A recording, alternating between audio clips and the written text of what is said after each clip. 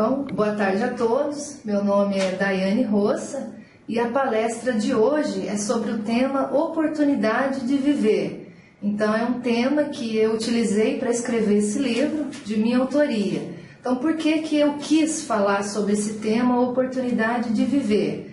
Primeiramente, porque quando eu já era adolescente, eu tinha uma série de dúvidas, como por exemplo, para onde eu vou após a morte, né? O porquê viver, por que eu preciso renascer, por que enfrentar tantas adversidades na vida. Então eu tinha uma série de dúvidas desde esse período da adolescência. E a partir do momento que eu fui crescendo, fui estudando uma série de assuntos, eu fui adquirindo alguns conceitos novos sobre essa temática que é a vida. Então eu achei que valia a pena escrever sobre isso, sobre esse tema, porque outras pessoas poderiam ter essa mesma dúvida. E aí o que acontece? Esse livro, Oportunidade de Viver, ele foi escrito dentro do paradigma da conscienciologia. Então o que é a conscienciologia? A conscienciologia é uma ciência que vai estudar a pessoa, ou os seres de modo geral. Então você, eu e os seres vivos, todos somos consciências em evolução.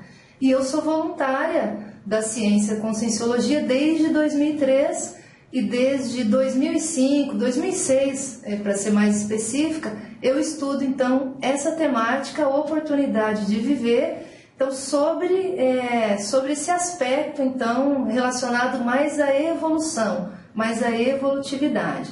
Então, para a gente entender bem exatamente em que âmbito, né, eu trabalhei com essa temática, oportunidade de viver, o ideal, então, é apresentar o paradigma consciencial, que aí fica mais claro a abordagem que eu vou me referir aqui ao longo dessa palestra. Então, o primeiro item do paradigma consciencial, que é importante falar, importante ressaltar, é a autoexperimentação. Então, o que é essa autoexperimentação?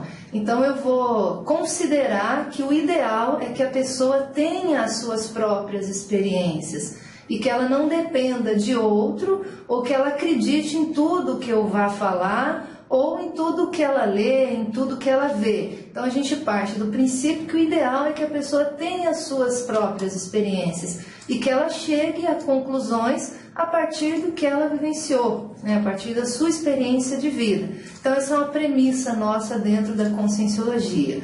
Uma outra premissa é a condição da bioenergética. Então o que é isso? Então nós vamos considerar aqui na conscienciologia que todos nós temos energia. Na verdade, nós somos consciências que portamos um corpo energético. Esse corpo energético ele é chamado de energossoma. E essas energias elas podem ser expandidas, nós podemos mexer com essas energias, dominar essas energias. Então, esse é um aspecto bioenergético. Então, dentro dessa ótica de vida humana, nós estamos a todo momento interagindo com diferentes padrões de energia. Só que muitas vezes nós não temos a menor noção disso, até que alguém chame a nossa atenção e que a gente comece a partir disso a prestar atenção. Opa, será que isso tem lógica? Será que tem mesmo diferença uma pessoa para outra? Será que uma pode ter mais energia, a outra pode ter menos energia? Como é que é isso, né? Como é que são essas influências energéticas no nosso dia a dia em cima da minha manifestação? Então esse é o aspecto bioenergético que nós ressaltamos dentro da conscienciologia. E nós consideramos um tópico importante do ponto de vista para a pessoa trabalhar, para a pessoa desenvolver, exatamente porque isso pode dinamizar também a sua própria vida, ou a vida humana em todos os sentidos. Aí um outro aspecto também dentro dessas premissas da conscienciologia mesmo, e que eu acabo trabalhando aqui no livro, é a holossomática. Então o que é isso, esse conceito de holossoma? Então, nesse conceito nós vamos considerar a existência de 4 veículos de manifestação. Um deles é o próprio corpo humano, que nós vamos chamar então de soma, né? O corpo físico. Então, a princípio, o corpo físico é o veículo de manifestação da consciência, que sou eu, mais fácil de dominar. Muito embora, às vezes, a gente possa sucumbir algumas situações que envolvem o próprio corpo humano, mas a rigor ele é o veículo mais fácil de dominar. Além desse veículo, que é o soma, nós temos também o que a gente acabou de falar, o energossoma, que é o corpo das energias. Então, todos nós e os seres vivos, de maneira geral, vão apresentar padrões energéticos e vão se manifestar também com essas energias. Além disso, temos também um veículo chamado de psicossoma. Então, o que é o psicossoma? Então, ele é o corpo das emoções. Então, esse psicossoma é aquele veículo que, quando nós passamos pelo fenômeno da projeção, esse veículo ele se desprende do corpo humano e ele tem uma atuação muito semelhante ao corpo físico. Então, esse é o psicossoma. Então, o mecanismo, ou a projeção e a própria existência do psicossoma podem ser testados e checados pela pessoa. Aí a gente volta para aquela outra premissa, que é a própria autoexperimentação. Então ela pode por si só realizar técnicas, falar, então deixa eu ver se de fato existe mesmo esse psicossoma e avaliar a existência disso ou não. E uma outra premissa aqui na conscienciologia é a multidimensionalidade. Então o que se refere a isso? Então nós vamos considerar a existência de múltiplas dimensões. E aí aqui, para ficar mais simples para a gente, uma das dimensões é a que se manifesta a todos nós, que nós vamos chamar então de dimensão física ou intrafísica. Então essa é a dimensão que eu interajo com a outra pessoa, eu interajo com seres vivos, eu trabalho, enfim, é essa dimensão que a gente mais conhece. Agora, além dessa dimensão intrafísica, nós também vamos colocar a existência da dimensão extrafísica, ou seja, é aquela dimensão que é não material, é a dimensão em que, quando um indivíduo morre, ele perde o seu corpo, ele vai então se manifestar. Essa é a dimensão extrafísica, a dimensão onde nós vamos encontrar as almas, os espíritos, e aí nós usamos um termo bem específico aqui na conscienciologia, que é consciex. Então a consciex é aquela consciência que perdeu o corpo físico e se manifesta em outra dimensão. Por isso, então, essa temática, multidimensionalidade. Então, só por essas premissas, a gente já começa a ver que essa lógica da oportunidade de viver, ela pode ser um pouco diferente daquilo que a gente aprende desde pequeno, que é o seguinte: eu vou nascer, vou crescer, muitas vezes ali me casar, ter filhos, plantar uma árvore, escrever um livro e depois eu vou morrer e aquilo acaba. Então, de maneira geral, nós crescemos com esse tipo de informação. Agora, o que eu venho apresentar aqui no próprio livro, Oportunidade de Viver, e dentro do que a gente estuda na conscienciologia, é que a vida ela não se restringe a esse ciclo tão simplificado, que é nascer, crescer, em algum momento morrer e tudo acabou. Não, então a gente está falando de novas variáveis. Então, por isso a menção, por exemplo, dessa existência de várias dimensões. Então, de maneira geral, nós vamos transitar entre a dimensão intrafísica, que é essa dimensão material que nós conhecemos bem, e vamos também ficar uma temporada nessa dimensão extrafísica, né? A dimensão em que eu não tenho mais o corpo físico, mas eu continuo viva, eu interajo e eu me preparo para poder retornar para essa vida, então, material. E aí, dentro disso, nós vamos entrar num outro conceito, numa outra premissa do paradigma consciencial, que é a multiexistencialidade. Então, o que é isso? Então, nós vamos considerar que a pessoa ela não tem um único ciclo de vida, ela vai passar por séries existenciais, por ciclos multiexistenciais. Então, ela nasce, fica um período viva, né, desenvolve uma série de coisas e vai chegar um momento que vai ocorrer a morte ou a dessoma, que é o conceito utilizado aqui por nós.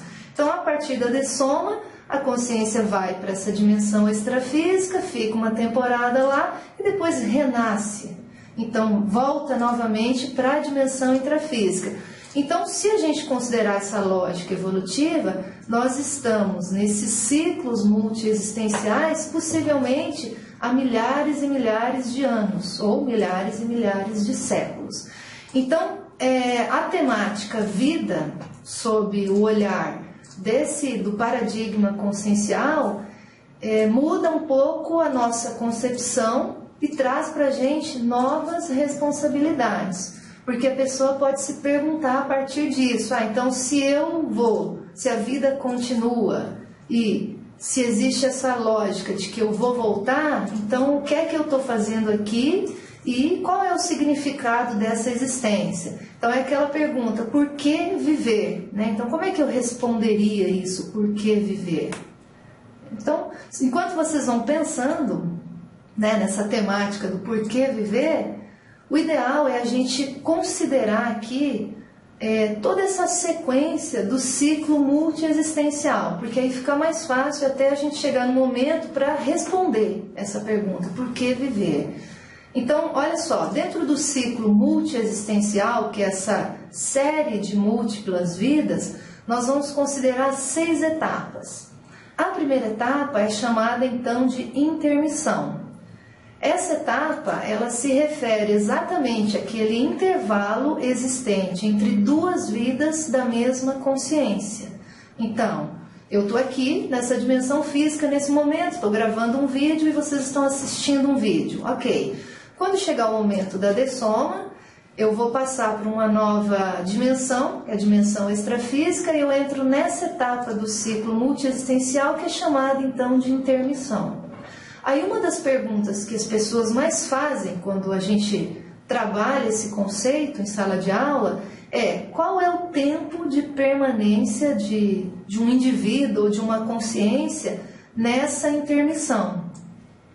Então, aí de maneira geral, o que a gente sabe a partir dos estudos que nós fazemos aqui na Conscienciologia? É que esse tempo de permanência na intermissão, ele varia muito entre uma pessoa e outra, ou entre uma consciência e outra.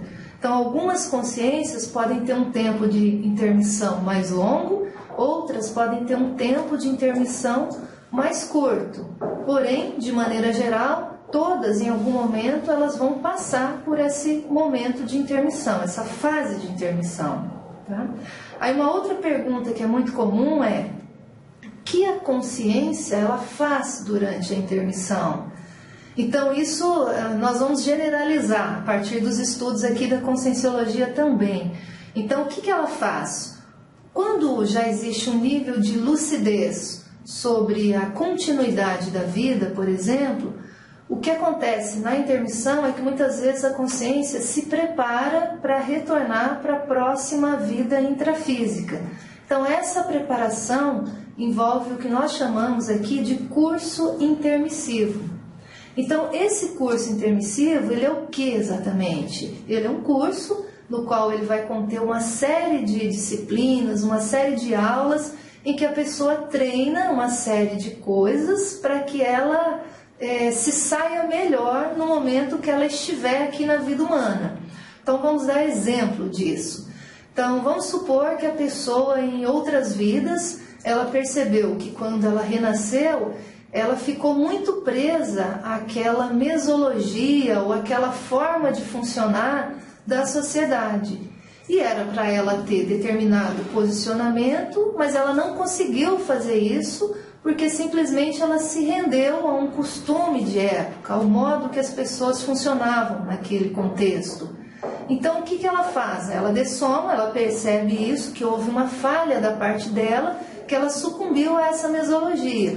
Então, uma das temáticas trabalhadas no próprio curso intermissivo é exatamente a pessoa superar essa mesologia. Então, ela treina isso, ela estuda, ela trabalha com esse assunto. Para quê? Para que quando ela possa estar num novo corpo, renascer novamente, que ela, então, ela tenha melhor habilidade para vencer essas eventuais situações que vão envolver a sua mesologia. E ela possa conseguir assumir ali o seu posicionamento e desenvolver a tarefa que ela precisa desenvolver ao longo da vida. Então, esse é um exemplo. Agora, nem todo mundo, nem toda consciência, ela fica lúcida durante esse período de intermissão. Muitas consciências simplesmente vão descartar o corpo e vão ficar num estado catatônico, ou totalmente obnubilada sobre a sua condição. Então nem sequer vão perceber que houve a transição da dimensão intrafísica para a dimensão extrafísica, ou seja, não vão perceber que dessomaram. Então esse período de intermissão, ele não necessariamente ele é tão bem aproveitado. Então às vezes a consciência vai ficar no estado ali catatônico, totalmente obnubilada por essa condição. Então isso é uma situação aqui que pode acontecer nessa fase de intermissão. E aí uma outra dúvida muito comum disso é que as pessoas perguntam em que local essas consciências se encontram. Então elas vão dizer, tá bom, então a intermissão é um intervalo entre duas vidas, ok, mas aonde eu me encontro? Aonde que eu me agrupo com outras consciências? Então isso nós vamos considerar que existem uma série de comunidades extrafísicas. Então, do mesmo modo que existem as comunidades intrafísicas e que a gente tem maior nível de afinidade com uma ou outra consciência, na dimensão extrafísica isso também vai acontecer. Então, existem comunidades extrafísicas que até certo ponto vão se parecer com o que a gente encontra aqui nessa dimensão física, né? Então isso para dar ideia assim desse período da intermissão. E aí o que é muito comum é também a turma perguntar, mas existem provas de que a pessoa passa por uma fase de intermissão e depois ela renasce, que de fato a vida, existe vida após a morte, ou que a vida continua, né? Existe a reencarnação, que é um termo muito usado dentro do espiritismo. Então, hoje a gente sabe que já existem uma série de estudos que vão mostrar evidências muito fortes dessa existência de outras vidas e desse período de intermissão. Então, um caso bastante interessante para vocês estudarem é o que aconteceu com uma indiana chamada Shanti Devi. Então, isso aí vocês podem colocar esse nome no próprio Google e vocês vão encontrar o relato do que aconteceu com a Shanti. Então, vou resumir um pouco a história dela, mas o ideal é que vocês possam procurar investigar um pouco mais esse assunto. Então, a Shanti, ela teve mais ou menos por volta de 3 ou 4 anos, ela teve um fenômeno de rememoração da sua vida anterior. Então, na sua vida anterior, o que ela lembrou por volta dos 3 ou 4 anos? Ela lembrou que ela tinha um marido na vida anterior, e que ela dessomou 10 dias após o parto. E aí ela começou a falar sobre isso, a relatar isso sobre as pessoas. Inicialmente, ouvindo uma criança de 4 anos, ninguém deu muita bola. Então ela foi crescendo, ela continuou a mencionar esses relatos, e a partir dos 6 anos ela encontrou uma pessoa que resolveu então checar essas informações. Então ele foi em busca dos nomes que a Shanti mencionava, foi atrás dessa pessoa, um dos parentes dela, que fazia parte dessa família numa vida anterior, e aí essa pessoa veio disfarçada para falar com a Shanti, como se fosse um investigador. E aí naquele momento a Shanti reconheceu aquela pessoa como um irmão do marido que ela teve em outras vidas. E aí ela falou uma série de informações que ela não poderia saber. Então esse é um caso bem interessante. E aí se a gente for analisar o período de intermissão, a Shanti nasceu em 1926 e morreu ou dessomou em 1987. Então quando ela nasceu em 1926, aí analisando o estudo da sua vida anterior, ela ficou nesse período de intermissão por volta de 1 ano e 10 meses. Então foi uma intermissão bem curta. E provavelmente essa é uma das hipóteses que é sustentada. Então essa lembrança tão vívida da vida anterior, uma das hipóteses é exatamente relacionada a esse tempo bem curto no período da intermissão. Então ela ficou 1 ano e 10 meses, renasceu em outro corpo, e essa rememoração de outras vidas ficou bem vívida. Então esse é um caso clássico aí para ser estudado e que mostra exatamente esses conceitos aí que nós trabalhamos aqui na Conscienciologia.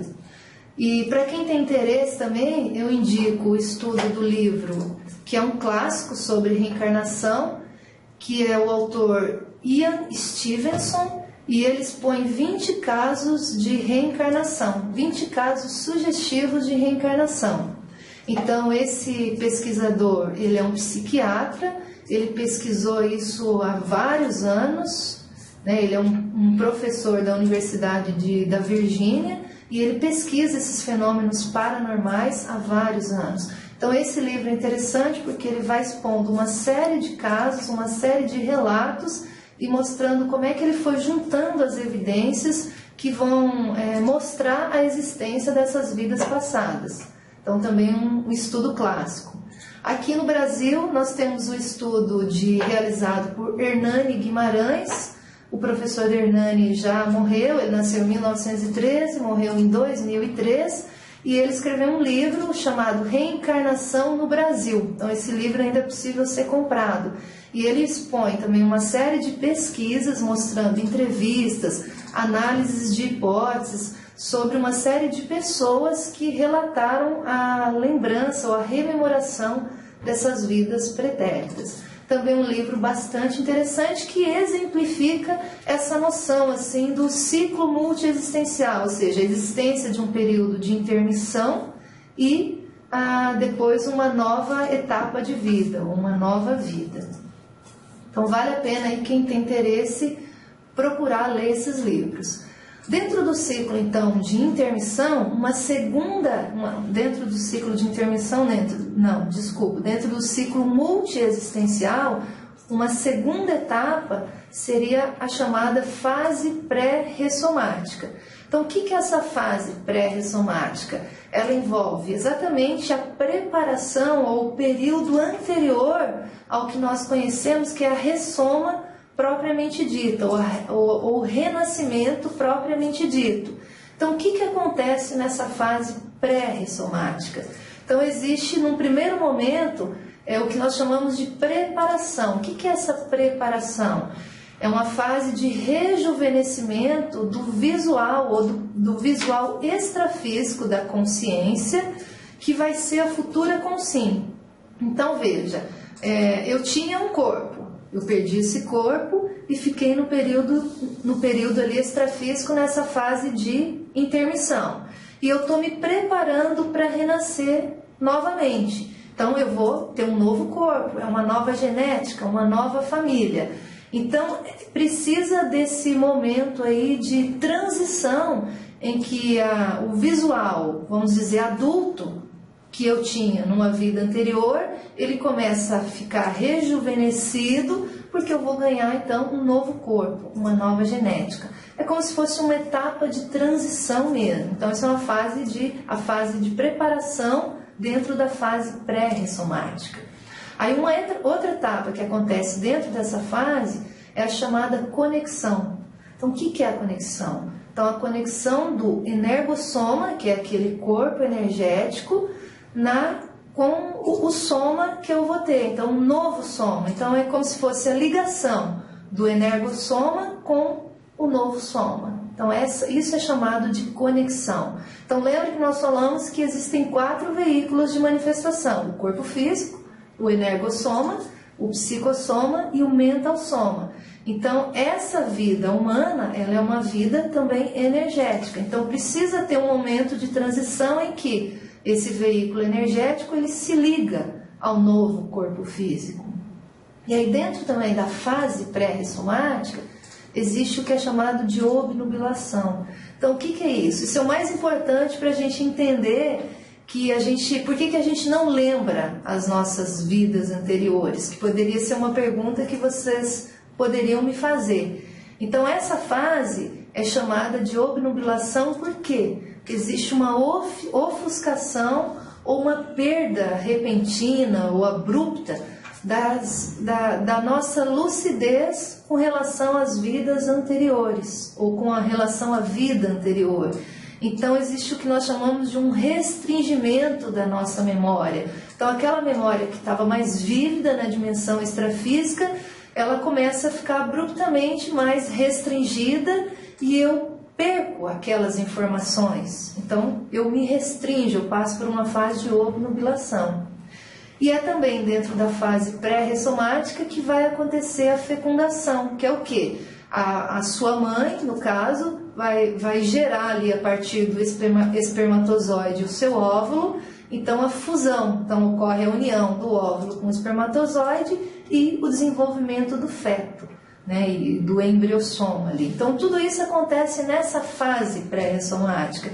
Então precisa acontecer a união do espermatozoide com o óvulo, e naquele momento a consciência ela já se linka ao corpo da mãe, ela já se linka àquele óvulo, e aí ali já tem a conexão do energossoma, as células vão se dividindo, o indivíduo vai crescendo ali na barriga da mãe, vai se fortalecendo essa conexão energética, e cada vez mais a memória da pessoa tende a passar por essa ofuscação, até que chega um momento que o indivíduo vai renascer. Então entra-se numa nova etapa ali do ciclo multiexistencial, que nós vamos chamar então de ressoma, ou propriamente dito, a vida humana. Só uma coisa que eu não falei aqui anteriormente, que vale a pena mencionar dentro dessa fase pré-ressomática, é que existe um mito, por exemplo, do Cupido, né? Então isso é muito debatido, e o Cupido, ele tem esse paravisual infantil.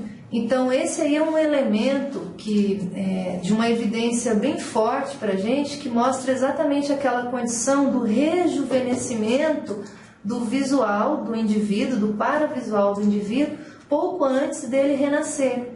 Então o que acontece? Como é que o mito do Cupido funciona, né? Então até certo ponto o Cupido, pela mitologia, né, pela aquela ornamentação, o arco e a flecha, ele é que promove então, ou promoveu, no sentido da mitologia, ele promovia a união entre parceiros, entre pai e mãe, né, entre indivíduos. E dentro dessa lógica, nós vamos considerar aqui nos estudos da conscienciologia que você, enquanto consciex, você pode promover a escolha do seu pai e da sua mãe. Então, até mesmo contribuir para a união, tanto do pai quanto da mãe. Então, até certo ponto, esse mito do Cupido, criado lá no período grego, né, ele tem uma certa relação com o que nós estudamos exatamente nessa fase pré-ressomática. Então, até certo ponto, ele apresenta uma lógica que vale a pena, então, ser estudada. Então, isso é interessante, é uma curiosidade aí dentro da nossa temática. Então, saindo daquelas etapas, né, período de intermissão, fase pré-ressomática, a próxima etapa do ciclo de uma vida humana envolve, então, a ressoma, ou a vida humana. A ressoma também pode ser chamada de renascimento. Então, é o período que eu retorno para essa dimensão física, essa dimensão material.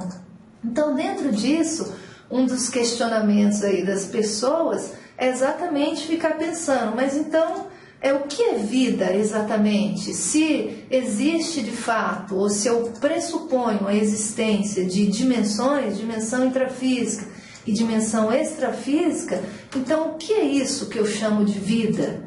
Né? Então é aí que entra o estudo exatamente que eu proponho no livro. Então essa temática vida, ela é estudada sobre inúmeras vertentes do conhecimento. Agora, eu posso ilustrar algumas vertentes aqui para vocês. Agora, a nossa lógica de vida é que a vida continua. Mesmo que a pessoa perca o seu corpo físico, a vida continua na dimensão extrafísica e ela vai ter oportunidade de ressomar novamente. Agora, nem todo mundo pensa assim, isso representa um choque de conhecimento. Então, vamos ilustrar isso. Pela biologia, vou ler aqui a definição que se dá, assim, clássica em matéria de vida pela biologia. A vida não existe no abstrato. Não há, de fato, vida. O que existe e pode ser examinado e estudado são sistemas vivos, organismos individuais.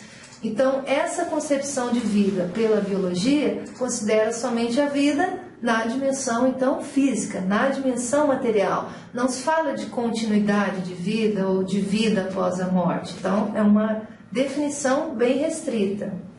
Já pela filosofia, qual que é o conceito de vida que se fala?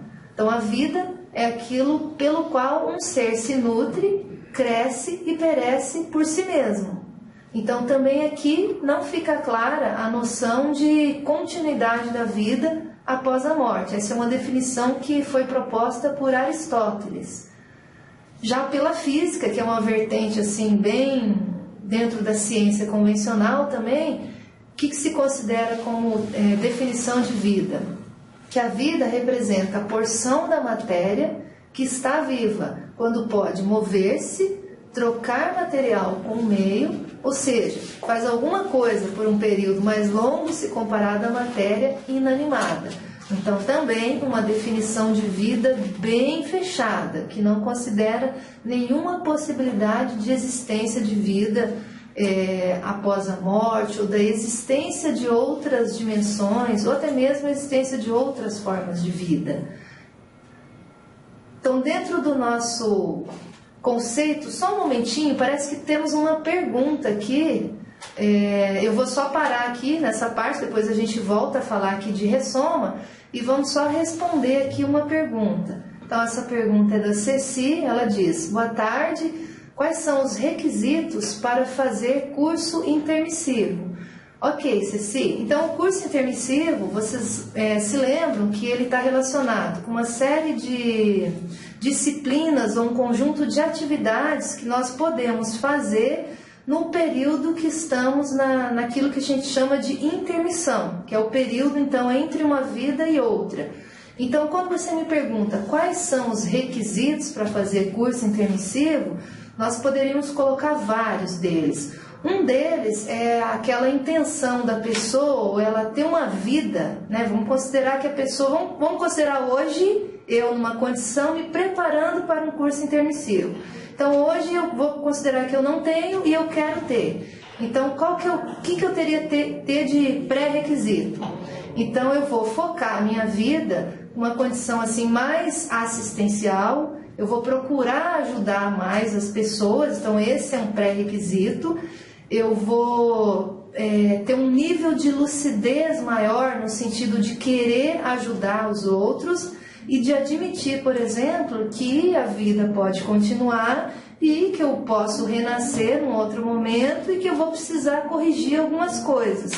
Então essa noção de continuidade de vida, essa lucidez, esse desejo de ajudar, esse desejo de fazer assistência, nós podemos colocar aqui como pré-requisitos para a pessoa então realizar isso que nós chamamos então de curso intermissivo.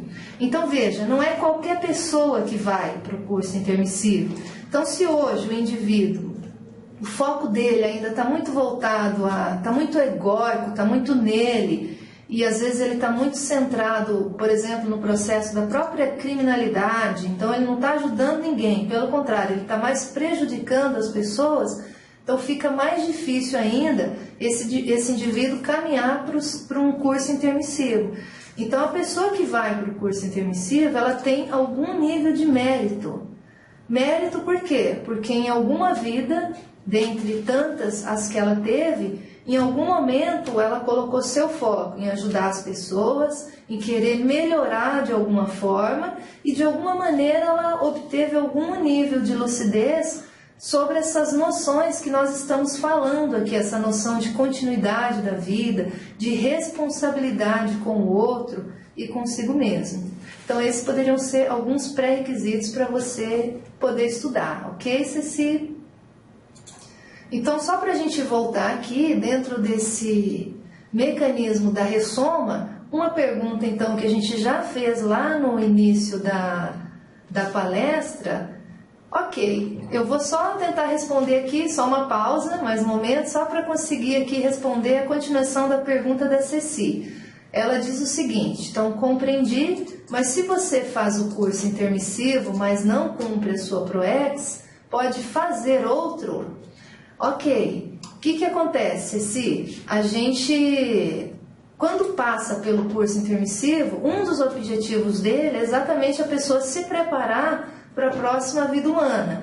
E essa preparação envolve esse planejamento, que é o que a pessoa vai fazer, o que ela vai realizar na sua vida humana. Então, o que a pessoa vai realizar, esse planejamento, envolve esse termo que você apresentou para a gente, que é essa programação existencial, ou seja, a missão de vida. Então, a pessoa nasceu para fazer o quê? Né? O que ela vai trabalhar, o que ela vai resolver, o que ela tem de metas a cumprir. Então, ela estudou para fazer isso. Então, é igual quando a gente estuda e você tem uma prova e às vezes você não vai bem naquela prova. Então vamos considerar que a finalização da Proexis ou o cumprimento máximo daquelas metas para essa programação de vida, eu não consiga cumprir. Então não significa que eu não vou ter uma nova oportunidade. Então o que nós vemos é que o mecanismo evolutivo, ele é muito interessante no sentido de que ele vai nos oportunizar novas chances para que a gente possa novamente cumprir a Proexis. Então, dentro de uma gradação de 0 de Proexis até 100%, então às vezes você cumpriu ali 40% da Proexis. Ok, quando você dessomar, você vai chegar ali numa nova intermissão, você vai avaliar os seus erros, verificar o que você não conseguiu de fato realizar e precisava realizar, e não necessariamente você vai renascer novamente sem curso intermissivo. Não, você pode partir para um novo curso intermissivo, que é uma nova preparação para que você realize, possa concretizar a Proexis numa próxima existência, numa próxima vida. Então não há empecilhos nesse sentido. Agora, o ideal é que, quando a gente entende essa noção da existência do curso intermissivo, que a gente possa assim, dar o nosso máximo dentro da vida humana para cumprir aquilo que a gente se planejou no período da intermissão. Então, dar o nosso máximo, aquilo que nós dizemos, vamos suar sangue, esforçar ao máximo, tentar. Para quê? Para que a gente possa aumentar a gradação desse percentual de cumprimento da Proexis. Chegar a pelo menos 80%, 90% e, quiçá, 100%. Então, se o indivíduo ele já chega num 100% de cumprimento da programação existencial, significa muitas vezes até que ele pode caminhar para um curso intermissivo mais avançado, porque aquelas etapas básicas ele já conseguiu aprender no primeiro curso e já conseguiu colocar em prática na vida humana. Então, ele tem a oportunidade de ir para o curso intermissivo mais avançado. Então, essa também é uma abordagem, tá? Mas também não se preocupe, porque em ficar assim triste, desperdicei totalmente o curso intermissivo. Ok, então nós vamos fazer o esforço ao máximo para que a gente possa cumprir as nossas metas e fazer uma tentativa nesse sentido, mas ao mesmo tempo não desanimar em função disso e pensar que novas oportunidades vão acontecer e que aquilo que não foi possível fazer agora, que a gente tente fazer então numa próxima oportunidade, numa próxima vida humana. Então manter o foco assim, devagar e sempre, se não deu agora, que eu consiga futuramente. Então esse é um foco importante que eu vejo. Então, só voltando então ao que a gente estava falando anteriormente, dentro do ciclo ali da ressoma, uma das perguntas constantes é: por que viver? Então, um pouco a gente já respondeu quando a Ceci fez a pergunta sobre a programação existencial, que é essa programação de vida.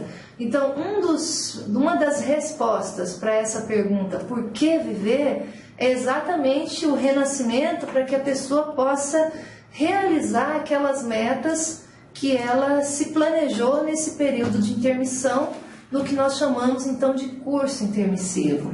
Então tem um jargão que é muito interessante quando se fala de vida humana, que é o seguinte, que é: vida é esperança. Então por que vida é esperança? Porque dentro do que nós estudamos aqui dentro da conscienciologia, eu vou renascer então um novo corpo, é uma nova família, um novo contexto histórico, um novo contexto de vida.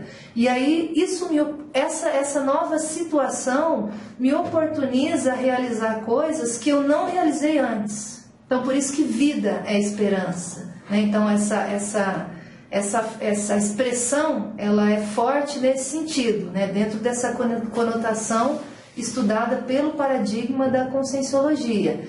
Então, se vida é esperança, e por exemplo, eu não consegui cumprir totalmente a proexis numa vida anterior, vida é esperança, eu vou ter uma nova oportunidade. Então, de novo, vou me esforçar para quê? Para que nessa vida eu possa, então, de fato, realizar aquilo que eu não consegui anteriormente, tá?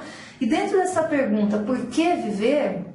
E se a gente for pensar nessa lógica, por que que eu preciso, então, me preparar no período de intermissão e realizar determinadas tarefas na vida humana? Então, uma coisa para a gente pensar é que não necessariamente nós somos assim aqueles bonitinhos que fizemos tudo certo. Então, se a gente for olhar o nosso passado e considerar que a gente já teve uma série de vidas, nós podemos ter aí dentro do nosso histórico de vidas, ter cometido alguns erros. Erros, por exemplo, até certo ponto, em termos, por exemplo, tirado a vida de alguém ou prejudicado gravemente uma pessoa. Então, nós vamos ter responsabilidade com isso. Então, até que chegue um momento que eu conserte isso, eu vou ter responsabilidade. Então, o porquê viver passa muito por essa responsabilidade, essa correção de coisas erradas que eu fiz em vidas anteriores e que eu preciso vivenciar nessa nova etapa de vida e pouco a pouco corrigir isso. Tá? Então nós vamos falar, por exemplo, de um conceito aqui que chama reeducação recíproca. Então o que é isso? Então eu vou promover algumas mudanças no meu modo de funcionar, no meu modo de ser, e ao mesmo tempo eu vou proporcionar com que outras pessoas, a partir do meu exemplo, também mudem. Então a educação não é só minha, é minha, mas também é das pessoas que estão ao meu redor. Então é a reeducação recíproca. Então se eu ajudo o outro a melhorar, até certo ponto eu estou corrigindo coisas que muitas vezes eu posso ter prejudicado essa mesma pessoa.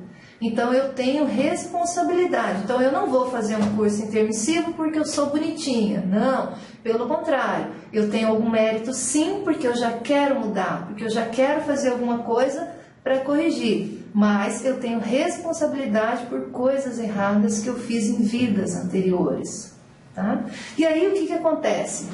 A pessoa, ouvindo essas coisas, ela pode até refletir sobre a lógica da justiça, que hoje a gente, dentro do nosso contexto, sem considerar o paradigma da consciência, a gente vai achar que justiça é que a pessoa pague pelo mal que ela fez nessa vida humana. Mas a gente pode ficar tranquilo que dentro do nosso paradigma consciencial, não necessariamente a pessoa vai pagar por isso nessa vida, mas ela vai responder pelo mal que ela fez ao longo de várias vidas, e ela vai precisar resolver aquela pendência que ela tem com alguém, com alguma pessoa, ou até mesmo um animal que ela tenha matado, por exemplo. Então ela tem responsabilidade sobre isso e ela vai resolver isso ao longo das próximas vidas. Então aí a gente começa a entender uma nova lógica, né, do porquê viver. Então uma outra coisa que vale a pena a gente refletir em cima dessa pergunta é que muitas vezes nós vamos conviver com os nossos desafetos. Então, o que é isso? Então, é aquele exemplo que eu mencionei anteriormente. Então, pense que às vezes dentro da sua família, você vai conviver com algum parente que você prejudicou ou que ele te prejudicou. Porém, o que é mais comum? A gente vai renascer, nós vamos esquecer as nossas vidas anteriores. Então, a maioria de nós não tem a rememoração sobre o que nós fizemos no passado ou vidas anteriores. Então, eu acabo convivendo com as pessoas e, às vezes, gostando muito dessas pessoas e elas também gostando muito da gente, mas se eu for rememorar o que eu tive de experiência com ela no passado, não necessariamente ela foi minha amiga no passado. Pelo contrário, às vezes a gente pode ter prejudicado um ao outro. Mas, no entanto, como eu esqueci disso tudo, eu renasci num novo corpo, numa nova família, num novo contexto e não lembro de nada. Então, isso é muito positivo dentro do contexto de evolução das consciências. Então eu poderia usar até um exemplo assim, que às vezes choca um pouco as pessoas, que é o seguinte: é aquela mãe que vai ter o filho E aquele filho que ela ama muito, e o filho ama muito a mãe também, aquilo é recíproco, aquele filho, ele foi um indivíduo que até prejudicou muito aquela mãe. Mas os dois não lembram, e essa relação positiva de convivialidade permite então a superação daqueles erros ou daqueles laços que nós chamamos que são de interprisão um com o outro. Então veja, o filho prejudicou a mãe ou a mãe prejudicou o filho em outra vida. Os dois nem lembram disso e hoje eles podem conviver amigavelmente, um ajuda o outro. Então, de certa forma, isso é um modo de atenuar aquelas pendências que às vezes nós temos aí do nosso passado. Então, isso é um exemplo. Então, um pouco eu já adiantei, mas esse tema, por que viver, ele passa muito pelo que nós chamamos agora há pouco, que é a superação das interprisões. Então, isso são aquelas responsabilidades que nós temos com determinadas pessoas. Então, nós prejudicamos pessoas e prejudicamos animais. E aí, a pessoa, tendo esse nível de lucidez, ela pode se perguntar, ok, então eu quero continuar prejudicando ou eu vou fazer alguma coisa para mudar meu jeito de ser, meu comportamento, minha atitude, porque eu não quero prejudicar mais ninguém daqui para frente. Nem um gato, um cachorro, né, um ser vivo ali, um sub-humano, muito menos uma pessoa. Ok? Então, a pessoa define, a partir desse tipo de conceito, que ela não, daqui para frente ela já não prejudica mais ninguém. E que ela vai trabalhar para quê? Para corrigir aquilo que ela fez de errado, mesmo que ela não saiba. Então, essa correção passa muitas vezes pelo aquele conceito que é da assistencialidade. Então você vai passar a ajudar mais as outras pessoas, fazer o bem. Algumas pessoas vão falar, vou fazer caridade, isso, fazer caridade, fazer assistência, ajudar ao outro. Então são formas ou são mecanismos de quê? De promover a superação de interprisões, mesmo que eu não saiba quem são os elementos que fazem parte da minha interprisão. Tá? Então isso é uma discussão interessante. E um outro item bem importante dentro dessa pergunta, por que viver, é relacionada à renovação íntima. Então, a renovação íntima são aquelas reciclagens que você pode promover da sua forma de funcionar. Então, é aquela coisa, às vezes você vai olhar para um comportamento seu e você vai dizer, eu não quero mais ser assim, eu quero melhorar, eu quero ter tal e tal hábito que eu considero mais positivo. Então, esse esforço da pessoa promover essa renovação íntima, essa reciclagem pessoal, isso está nesse contexto do porquê viver. Né? E um dos itens bem fortes dentro do que a gente trabalha aqui na Conscienciologia. Então, vale a pena aí você refletir sobre os seus elementos relacionados a essa pergunta, né? Por que viver? Aí eu gosto muito de uma frase que é do professor Valdo Vieira, que ele, na verdade, é o precursor ou propositor da ciência Conscienciologia. Então, ele apresenta a seguinte frase, que faz a gente fazer uma reflexão sobre a vida humana dentro desse paradigma que eu estou explicando aqui para vocês. Então, a frase diz o seguinte, recomponha o rosto, reaja, viver é reagir a cada momento constrangedor, a toda circunstância aflitiva, a qualquer contratempo inesperado, para se respirar a plenos pulmões, sedimentando as obras remissoras. Então, viver isso, é reagir a toda circunstância aflitiva, a qualquer contratempo inesperado. Então, fala-se dessa intensidade da vida humana, essa necessidade da pessoa reagir, recompor o rosto e caminhar sedimentando o quê? As obras remissoras, ou seja, aquele conjunto de atividades que vão promover essa superação dessas interprisões ou dessas pendências que a pessoa tem em relação ao passado dela, ao seu passado, ou pendências com relação a outras pessoas ou outras consciências. Aí uma coisa interessante também que vale a pena a gente ressaltar, que às vezes as pessoas banalizam bastante dentro da oportunidade de viver, é com relação à saúde somática. Então, dentro da saúde somática, nós vamos considerar que se eu estou predisposta a promover renovações íntimas, ajudar aqueles que eu prejudiquei no passado, que são as interprisões, resolver isso. Se eu estou predisposto a fazer algum movimento nesse sentido, eu vou precisar de energia física, de disposição física, eu vou precisar de um corpo humano saudável. E o que nós vemos muitas vezes na prática é que as pessoas acabam banalizando muito a saúde do seu corpo físico. E de maneira geral, dentro dessa lógica da oportunidade de viver, quanto mais a pessoa consegue compreender as razões dela permanecer viva e realizar todas as metas que ela se propôs, quanto mais ela caminhar nesse sentido, mais ela dá valor para a saúde somática, ou mais ela deveria dar valor para a saúde somática, né? Mas o que normalmente a gente vê com muitas pessoas é exatamente o contrário, que é da antissomática, né? Então, o que seria antissomática? Então, nós estamos falando de toda a ação, atitude ou hábito doentio da consim contra o próprio corpo humano, que vai ser capaz de, por exemplo, diminuir o período de vida do corpo da pessoa, da própria pessoa, ou causar, às vezes, alguma lesão no corpo da pessoa. Então, isso é a antissomática.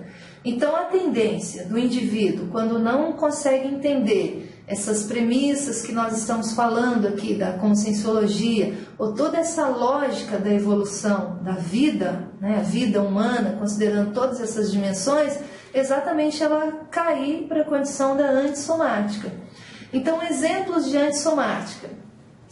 A pessoa que usa lá o alargador de orelha, né? Então ela coloca aquele material, é como se fosse uma argola aqui na orelha, e fica aquele furão, né? Aquela orelha mais larga. Aí você vai perguntar, nossa, mas uma coisa tão boba, né? Um alargador de orelha, o que isso vai atrapalhar? Não, você está causando uma lesão aqui, por exemplo, no seu lóbulo aqui da orelha, que não é possível mais regenerar.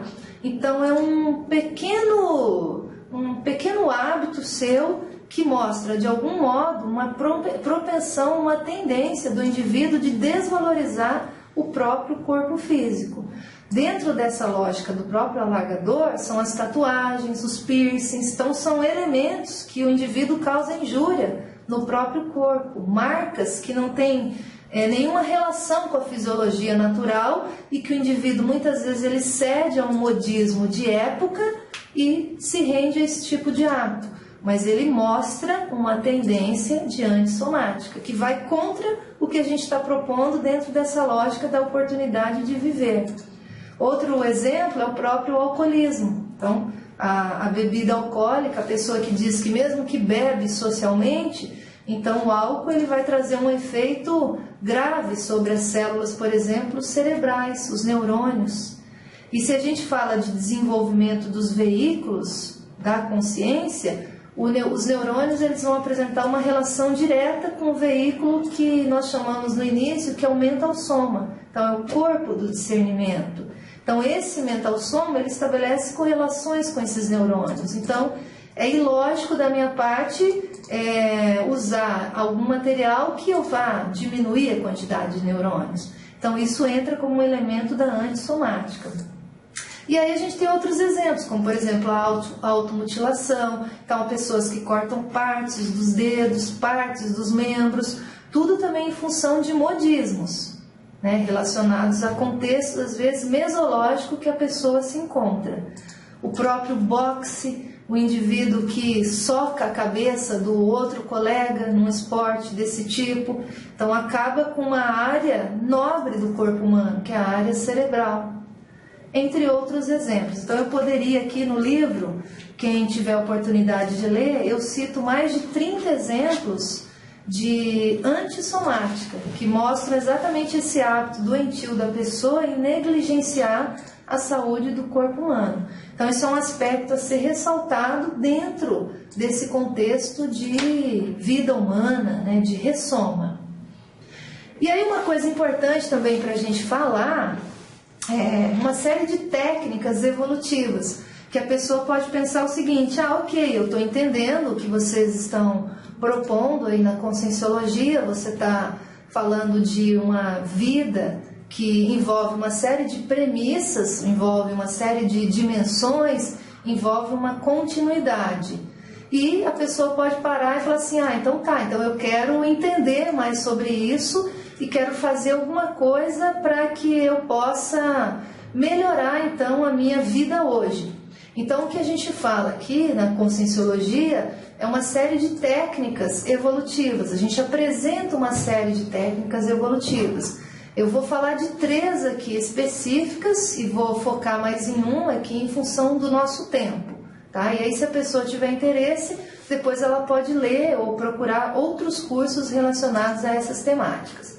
Então, a primeira técnica aqui importante para a gente mencionar é a técnica da Invexis. Então, o que é a Invexis? A Invexis a gente também traduz como inversão existencial. Então, o que é isso? Então, nós vamos falar de um planejamento técnico máximo da vida humana que é feito pelo indivíduo antes dos 26 anos de idade.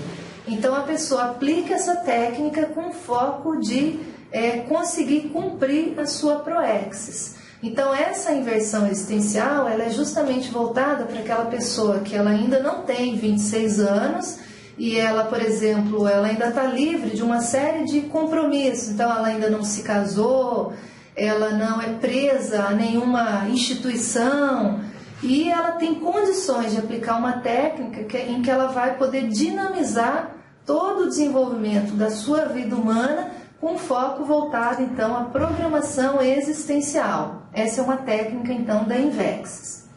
É uma outra técnica que ela não se adequa para esse indivíduo, né, até os 26 anos, e ela vai pegar justamente as pessoas com mais de 26 anos, né, de 26 anos para frente, por exemplo. Um exemplo, né, que é a técnica, então, da Ressexis. Então, o que é a Ressexis? Ela é uma técnica que ela vai funcionar para aquela pessoa em que a técnica da Invexis já não funciona, ela já não é possível ao indivíduo aplicar a técnica da inversão existencial, então ela vai optar por outra técnica evolutiva. Essa é a Ressexis, que envolve o quê? Justamente o indivíduo adotar uma série de novas posturas e comportamentos ao longo da sua vida, visando então a transformação da própria vida humana, também com o objetivo de cumprir a proexis. Então, na verdade, são 2 grandes técnicas evolutivas. Uma é para aquele indivíduo mais jovem, que ele ainda não está cheio de compromissos da vida humana, ele ainda não tem filhos, ainda não foi usuário de drogas, ou não está preso a nenhum clube, por exemplo, nenhuma instituição que o prenda. Então, esse indivíduo com menos de 26 anos, ele pode optar pela técnica da Invexis. Mas aquela pessoa que, por exemplo, eu já tenho uma família, que técnica que eu faço? Eu já tenho mais de 26 anos, que técnica que eu aplico? Aí a gente vai indicar, então, a técnica da Ressexis. Então, as 2 técnicas são evolutivas e elas objetivam justamente o indivíduo a promover, então, a realização da programação de vida, sua programação existencial. Só para a gente ilustrar isso, para não ficar assim tão teórico, existe uma listagem que é possível ser acessada em alguns verbetes da Enciclopédia da Conscienciologia. Essa listagem, ela chama-se 7 tipos de reciclagem. Então, dentre esses 7 tipos de reciclagem, existem aquelas que estão relacionadas exatamente a essas 2 técnicas que eu estou falando, que é a técnica da Invexis e a técnica da Ressexis. Mas antes de falar dessas específicas, eu vou apresentar toda a listagem, que eu acho que ela é bem ilustrativa. Então, a listagem é composta de 7 itens. O primeiro item vai falar de uma reciclagem natural. Reciclagem no sentido da pessoa reorganizar, renovar alguma coisa. Então, uma reciclagem natural. Então, de certa maneira, mesmo que a pessoa não aplique ou a técnica da Invexis ou a técnica da Resexis, ela de algum modo, no contexto de vida humana, vai passar por algum tipo de reciclagem. Essa é a que nós chamamos então de reciclagem natural, que ela é a mudança que acontece conforme eu mudo de faixa etária, conforme eu estabeleço novos contatos com as diferentes culturas. Então são mudanças naturais na minha forma de pensar, na minha forma de se comportar ou nas minhas atitudes do dia a dia. Então se eu olhar quando eu tinha 10 anos, quando eu tinha 15, 25 ou 35, são formas, nesses períodos aí ao longo dessas faixas etárias, eu fui modificando minha forma de pensar e a minha forma de enxergar o mundo. Então isso é a reciclagem natural. Então, de algum modo, todos nós vamos passar por essa reciclagem, sem aplicar qualquer técnica. Então isso vai funcionar para todos. Além dela, também existe um tipo de reciclagem que chama reciclagem artificial. Então essa artificial, ela é aquela que é intensificada pelos avanços tecnológicos. Então o que é isso? Então se eu for pensar, por exemplo, no meu caso de família, quando a minha avó nasceu, ela não tinha nenhum contato com o computador, por exemplo. E eu também, eu posso falar de mim, né? Quando eu nasci, eu não tive nenhum contato com o computador. E aí eu fui ter contato com computação a partir dos 20 anos de idade. Então veja, esse contato com o computador, ou esse mecanismo evolutivo de eu ter que, de repente, ao longo da vida, ter que mexer naquele equipamento, entender daqueles programas, funcionar naquela tecnologia, isso de algum modo promoveu reciclagens. E de qualquer maneira, as pessoas, de modo geral, que vão convivendo com esses avanços tecnológicos ao longo da vida, vão passar por esse tipo de reciclagem. Essa nós chamamos então de artificial. Então isso promove mudança positiva à pessoa. E a gente vê às vezes que a pessoa fica bem resistente, ela fala, eu não vou ao banco, não vou lá naquele caixa eletrônico, porque eu nunca vou conseguir colocar o cartão lá no caixa eletrônico e tirar o dinheiro daquela máquina. Então a pessoa luta, na verdade, contra uma reciclagem que seria natural do contexto de vida. E ela desenvolveria muito mais se ela se propusesse a falar, não, vou aprender então a mexer nesse equipamento. Então essa proposta da pessoa, vou tentar aprender, isso aí ela entra nesse mecanismo da reciclagem então artificial. Aí existe um outro tipo, nós vamos falar de 7, hein? Existe um outro tipo que é a reciclagem espontânea. Então essa espontânea, ela é resultado das experiências que são acumuladas ao longo da vida. Então, exemplo, o indivíduo ele passa por alguns momentos que ele leva assim, vamos dizer, uma lambada da vida, né? Então ele passa por choques, por traumas. Então essas situações elas vão servir para o indivíduo acumular experiência e ele sair muitas vezes mais forte daquela vivência, daquela experiência. Então ele vai dizer, nisso eu não caio mais, porque agora eu aprendi. Então esse acúmulo de experiência ao longo da vida, de modo geral, isso é uma forma de reciclagem espontânea. Então, de qualquer modo, todos nós estamos sujeitas a esse tipo. Tá? Aí, associada a essa, que a gente chama de espontânea, tem aquela que é a heteroinduzida. A heteroinduzida é induzida pela adversidade. Então, o indivíduo, às vezes, ele cometeu ali um delito e vai preso. Então, ele fez uma coisa bem errada. E na hora que ele vai preso, né, independente de qualquer crítica ao sistema carcerário, muitas vezes ele pode até se arrepender daquele hábito que ele teve, daquele delito que ele cometeu. Então, ele passa muitas vezes, ou ele pode passar muitas vezes, por um processo de reciclagem induzido por uma adversidade. Então, esse é um exemplo também, tem bastante relação com aquela que a gente falou anteriormente, que é espontânea. Agora, o nosso foco na conscienciologia é chamar atenção para os 3 últimos tipos de reciclagens, que envolve a reciclagem autoinduzida, que significa o quê? O indivíduo se autoconscientizar sobre o melhor. Então a pessoa começa a ler sobre esses assuntos, por exemplo, esses que nós estamos apresentando aqui nessa aula de hoje. A pessoa começa a estudar mais isso e se propõe a ter experiências para checar todas essas informações que eu estou aqui apresentando. Então, esse movimento da pessoa querer se autoconscientizar sobre aquilo que é melhor no contexto de vida, isso é um tipo de reciclagem chamada de autoinduzida. Então, eu me proponho a modificar, eu me proponho a aprender esse novo conteúdo, esse novo conceito, a ter experiências sobre isso e mudar. Então, eu estabeleço a minha forma de mudar. Então, é essa reciclagem que a gente quer, essa que é induzida pela própria pessoa, vem a partir do esforço dela, da vontade em querer melhorar.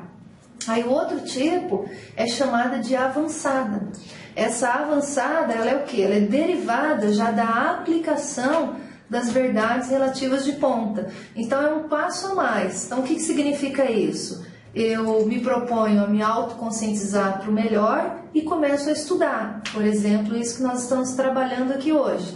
E eu passo por uma segunda etapa, que é o quê? Eu aplicar isso.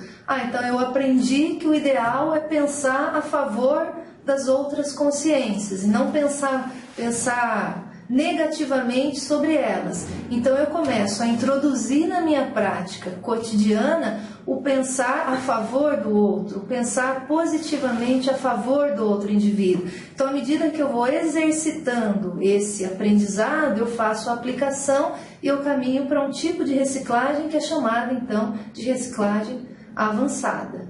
E um último item, que seria o tipo mais avançado de reciclagem, é aquela que é chamada então de reciclagem antecipada, que é aquela que é impulsionada pela evoluciofilia. O que é isso? É um indivíduo que ele tem, assim, de fato, um desejo muito intenso em evoluir.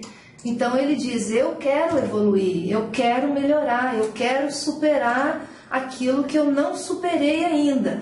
Então, quando a pessoa chega nesse nível de forma de pensar, ela antecipa muitos passos, porque ela tem muito fôlego no sentido de fazer tudo o que está ao alcance dela para promover a sua modificação íntima, a sua reciclagem, a sua renovação. Então, o que nós trabalhamos muito aqui na Conscienciologia é justamente em cima desses 3 tipos de reciclagens aqui mais avançados, que é essa autoinduzida, a avançada e essa antecipada. Então, aquelas técnicas da Resexis, da Invexis, por exemplo, tem muita relação com isso, com essa proposição ou com essa tomada de decisão da pessoa em investir nessas reciclagens. Ok?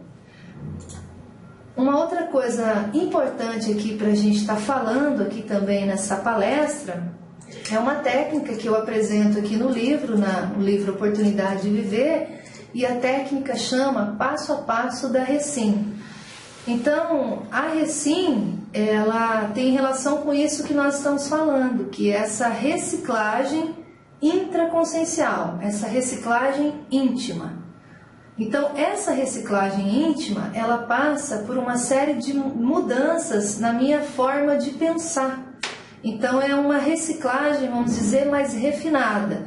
Então, uma coisa é eu optar por uma técnica evolutiva. Eu vou fazer a Invexis, ou eu vou fazer a Resexis, e eu vou investir nas reciclagens da minha forma de ser, na minha forma de me comportar. Mas para eu conseguir de fato colocar isso em prática, muitas vezes eu preciso passar por mudanças na minha forma de pensar. Essa mudança na forma de pensar, nessas conexões neuroniais, ela é chamada então de Recim, ou reciclagem intraconsciencial. E aí o que eu proponho? Eu proponho, a partir de uma outra técnica que nossa, desmembrar a Recim em um passo a passo, para que a pessoa saiba exatamente o que ela precisa fazer para colocar em prática a reciclagem, ou a reciclagem intraconsciencial. Então, esse passo a passo da Recim é formado pelos seguintes itens. O primeiro item é chamado, então, de autoinvestigação. Então, essa técnica, deixa eu explicar assim antes de entrar nos detalhes, ela é derivada de uma técnica da consciencioterapia, que é um tipo de terapia que é utilizada na conscienciologia. E essa consciencioterapia, ela trabalha com 4 tópicos, que é autoinvestigação, autodiagnóstico, autoenfrentamento e autossuperação. Então, a pessoa percorrendo esses 4 itens dentro da consciencioterapia, ela conseguiria, então, implementar as reciclagens necessárias ao longo da vida. Então, isso é uma coisa. Então, o que eu fiz? Parti dessa técnica da consciencioterapia e propus, então, como se fosse uma anatomização dessa técnica de 4 itens em outros itens, para a pessoa saber qual é o passo a passo que ela deve fazer para ela conseguir, então, colocar a técnica da reciclagem no seu dia a dia. Então, vamos por partes. Então, dentro daquele primeiro item, que é a autoinvestigação, um primeiro tópico seria a pessoa, então, olhar-se. Então, o que é autoinvestigar? Então, anatomizando isso, a autoinvestigação é o indivíduo olhar-se. Então, o que é olhar-se? Como que o indivíduo faz isso? Então, pela técnica, o ideal é o indivíduo pegar aqui um papel em branco, vocês podem até fazer aí, conforme vocês vão ouvindo a explicação. Então, pega um papel em branco e uma caneta e você vai começar a refletir nesse movimento de olhar-se quais são as características que você já consegue observar na sua manifestação.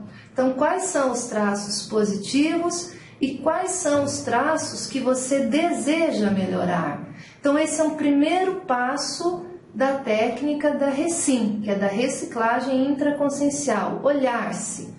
Você olhar para você mesmo e começar a observar determinadas características. Parece simples, mas na prática nós não fazemos muito isso. A gente começa a fazer as coisas do dia a dia, as nossas tarefas do dia a dia, e a gente deixa essa autoobservação muito de lado. Por isso que é importante a aplicação da técnica. Aí depois que a pessoa fez isso, fez ali o seu inventário de características positivas e aquelas que ela precisa melhorar, ela vai para o segundo item da técnica, que está dentro do autodiagnóstico, que seria o quê? Analisar e refletir. Então, analisar é o quê? Então, daqueles pontos críticos que você marcou, que você deseja melhorar, quais são aqueles que mais te comprometem? Então, vamos supor que você anotou ali 5 itens. Há 5 itens na sua forma de ser que você acha que te atrapalham. Quais são os mais críticos? E você vai escolher, então, 3 desses 5, 3 mais críticos. E você vai refletir em cima desses 3 itens mais críticos, qual é a ordem que você vai, então, se propor a mudar isso. Então, qual vai ser o item 1, qual vai ser o item 2 e qual vai ser o item 3.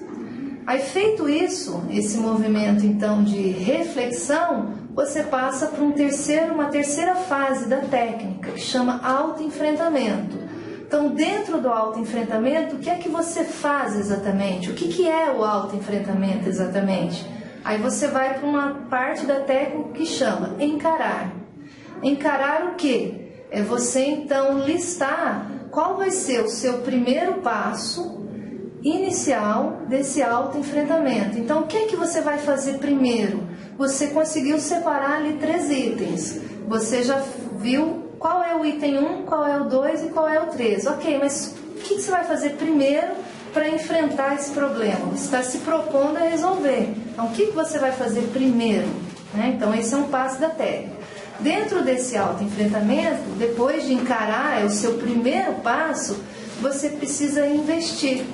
Porque o que acontece? A pessoa acha que na hora que ela faz uma coisa, uma única vez, ela já superou. E aí o que a gente sabe é que não, isso não é assim que funciona. Então, uma coisa é você dar o primeiro passo.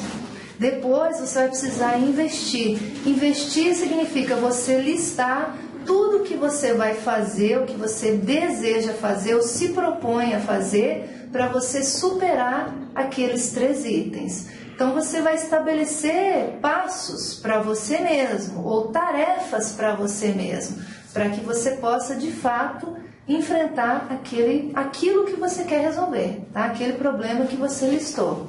Feito isso, vamos supor que você trabalhou fortemente no investimento, você vai partir então para um último item, que chama autossuperação. Então, como é que você sabe que você superou aqueles 3 itens ou não? Então, você precisa de mecanismo para te mostrar que você superou ou não. Então, uma forma de você verificar isso é através de um item que a gente chama de avantajar-se. O que é isso? Você mesmo vai listar no papel quais são os indicadores que vão apontar para você mesmo que você está no caminho da autossuperação. Então veja, vamos entender bem. Você escolheu 3 características suas que você deseja melhorar. Estabeleceu uma sequência de qual é a primeira, a segunda e a terceira. Aí depois você estabeleceu um conjunto de ações para você melhorar aqueles 3 itens. Aí como é que você sabe então que você melhorou? Você precisa ter itens que mostrem, que você possa checar que você superou aquilo. Só que quem vai dizer isso, quem vai estabelecer esses itens é você mesmo. Então você vai dizer para você, eu tenho medo de falar em público. Então você vai colocar que um item que vai mostrar que você está superando isso é que você já consegue falar em público e que você não foge, por exemplo, de falar em público. Então você já mostra um mecanismo de autossuperação. Então são esses itens que você vai marcar, são os indicadores de que você está no caminho da autossuperação. E um último item da técnica é sobrepujar com excelência. Então você vai colocar o indicador principal ou final que você superou aquele problema. Então você vai dizer para você, vamos supor que seja esse exemplo de falar em público. E a pessoa pensa, reflete, quando eu falo em público, a minha mão fica gelada, meu coração dispara, ou a minha mão eu transpiro muito. Então a pessoa quer superar exatamente isso. Então ela vai fazer uma série de passos ou uma série de ações para trabalhar nesse sentido. E o item, por exemplo, que ela vai colocar para ela de sobrepujar em excelência é: quando ela falar em público, ela não vai mais transpirar muito, né? Ou as mãos não vão transpirar, não vão ficar geladas e o coração não vai mais disparar. Então, quando ela chegar nesse ponto, falando em público, ela olhar para ela e ver que ela não tem mais nenhuma dessas reações, ela vai ter certeza que ocorreu, então, a sobrepujação com excelência. Ou seja, ela superou, em definitivo, aquilo que ela se propôs. Ok? Então esse é um exemplo aí bem rápido dos elementos então que fazem parte dessa técnica do passo a passo da Recim. Ok, pessoal? Então eu agradeço aí a atenção de vocês, espero que eu tenha contribuído um pouco mais sobre essa visão dessa temática que é a oportunidade de viver. Então agradeço a todos e até uma próxima oportunidade. Obrigada.